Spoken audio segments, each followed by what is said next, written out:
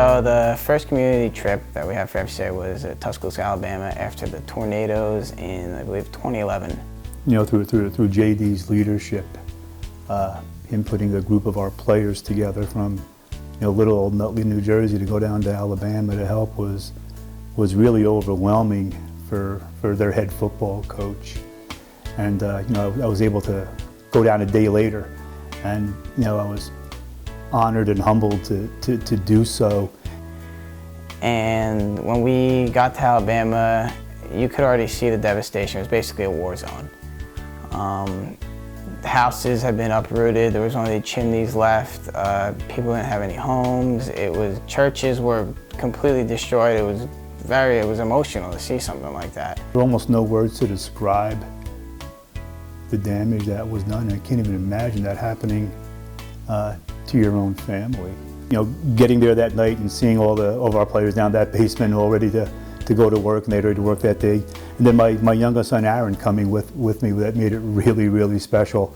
Getting up 6 a.m., morning prayer, living in a basement with 25 other guys, everyone you know, having to work around each other's schedule, getting to the work site by a certain time, working all day, then having a packed schedule at night, probably sleeping 5 hours a night. I mean, it really took a toll on you, but at the same time, you were just going. But the trip overall was just fun. Just even, like, I've never had fun working in 100-degree heat, doing like manual labor before, but just really fun and just something new that I've never done before. In 2012, we worked on the Jameson's house. They were a family in Alabama whose home was destroyed by the tornadoes. And at the end of the week, Mr. Jameson, who was in a wheelchair, he was a pretty quiet guy, but at the end of the week, he told all of us that we helped his dream come true. And that's really, for me at least, that's when I saw that really the work that we were doing is not really about me, and that life in general is not about me. There's more important things. I think that trip in Alabama, I think it actually spurred an interest in the FCA for my son Aaron.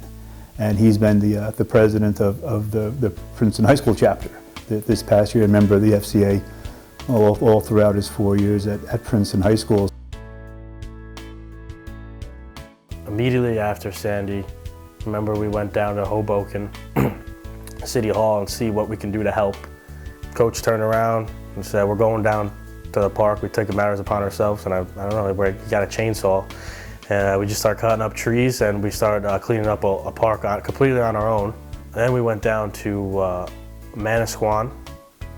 Basically went around the town and did odd jobs with just helping people. Like one lady's house, we just moved dirt from her front yard. She had dropped into her backyard.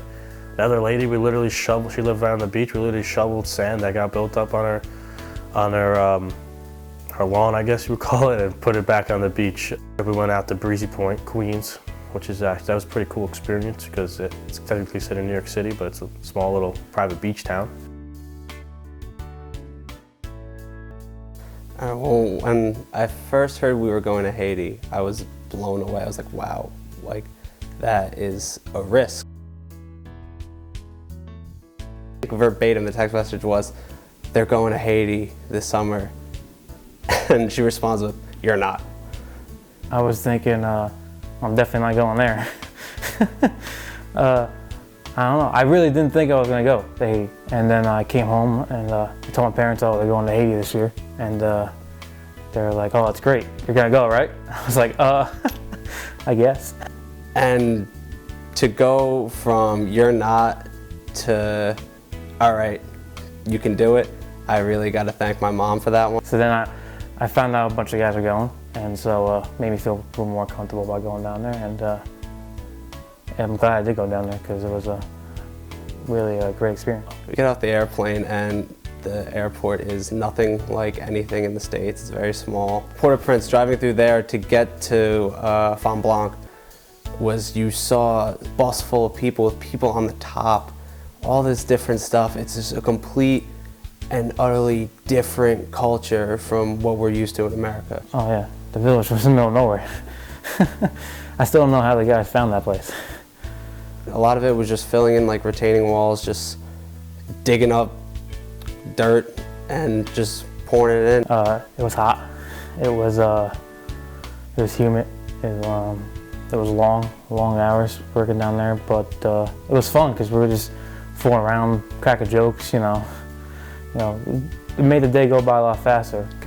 It's been almost 3 years since we went to Haiti. I still think about those kids just about every day. I think that was the best part of the trip. There was like a language barrier because we didn't speak Creole and they didn't speak English, most of them. But we still like interacted, whether it was soccer or just fooling around on the yard over there. It's just an absolutely amazing experience. It's really hard to describe just how much of an impact it had on my life. Well, West Virginia, I didn't realize how just, you leave a place like Nutley, New Jersey and go to Alderson, West Virginia, it's like a different country, to be honest. The difference in culture and then seeing how they live compared to how we live, you don't realize. It was fun. I did not know what to expect. I had never been to West Virginia. I have a house in North Carolina, so I know about the country a little bit, but West Virginia was different. There was not a lot to do out there. It was quiet. In the area that we went to, it was really poor, so it humbled me a lot. It was really good to see the faces of the people after we helped with the houses and everything. So we were responsible for taking out a play set on a kindergarten school and building a fence around the whole playground. That was tough work, we went out every day, we shoveled, we got our PhDs, post-hole digging, and it was awesome. It was good work though. We learned a lot. Definitely, we had our crew out the whole week, a lot of camaraderie. South Dakota was a real culture shock. Hearing the story of like the Lakota Sioux and all the, the trouble that they had to go through, it really made you want to be involved. You go in and now like I had a preconceived notion of what a mission trip would be like, and I was like, hey, we're gonna be on an Indian reservation, Native Americans. Like you never hear about that, especially not living in New Jersey. The driving there, like the scenery was awesome. It was totally different from looking out your window and seeing New York City. Yeah, serving people that were less fortunate than you was an awesome experience. Seeing like how much the lives were impacted there, like meeting the people who we built the houses for, and like the one lady that came to our place we were staying, and she was saying how much we mean to her and stuff, and she got real emotional. That was pretty cool. To the exterior of the house, we hung siding one day. We painted a couple days, and then on the inside, one of the last days, we hung sheetrock. With my group, we tore down this old deck for this lady, and then we put most of the deck back together. We built the base of it basically. We didn't finish the top because that was the group next week that was coming to finish that. But it was fun to just destroy the whole deck one day, just take out all the old wood pieces, and just put new beams up and dig holes and stuff. It was fun. Our project consisted of working on a trailer for June and for Frank. And if you look at the pictures, you'll see what the conditions were that they were living in prior to the teams coming in to work on their property. Our team worked on actually finishing the siding, painting the exterior, and we were working on the inside. The inside started to be gutted. We finished gutting it, and the guys sheetrocked it. But most importantly, what we were able to do, we were able to redo the electric in the house. And during that project, it's an opportunity for the guys to be able to learn to do different trades because you're doing a lot of measuring, you're doing sheetrock, which isn't an easy task to do, but the guys did an awesome job. The mission trips are just, a lot of fun. You do realize, you see how much you impact these people, which is a great feeling, but you also get to have a good time with your friends. It's almost like a vacation. Right now at the mission trip, it's a week of your summer, you gotta pay to go down or whatever. It's worth every penny.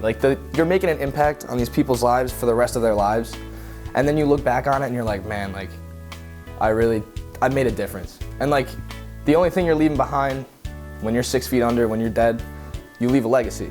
If you make a difference on the world, whether it's positive or negative, it's still gonna be there. So I feel the mission trips for me, and just FCA as a whole, just teaching you how to be a servant leader, just a true man. This Christmas we adopted a needy family to buy Christmas gifts for. But we were all assigned someone to shop for at Willowbrook Mall. And Blake and I were paired with this kid named Nelson. He was 13 and his interests were sports, especially basketball. So we wound up getting him a pair of basketball shoes. When he opened the box and saw him, the look on his face really kind of just said it all. I mean, just to see him smile and make him happy, it has more of an impact on you than what it would have on him. So our FCA alumni, we started meeting back up after we all graduated from high school and in college, some even graduating college. We started meeting back up with a small group of people and relearning or learning more about some of the same principles about God. And it was a really cool opportunity because it was a close group. Well, we've been meeting during the summer and more when everybody's home from college every Thursday, and we've kind of been talking about the same values we've been talking about in FCA, but taking it to like the next level. And it was just really cool to be with all the guys that we basically started FCA with. This summer, the Nutley FCA alumni, we went down to Alabama again, worked with Habitat for Humanity again. If people ask where'd you go on vacation, I usually say Alabama, even though it was kind of manual labor. Again, it was a really good experience. Seeing people that were able to help, all the devastation that's still there years later, getting to revisit the Jamesons, whose house we helped work on to go back a few years later in 2016, last summer. We went back to their house and saw the finished house, and it was amazing to see that, and they were able to move in their home and to be able to talk to them and see like the struggles that they go through or the struggles that they have been through. And just being able to help and just be a little part of their lives was truly amazing.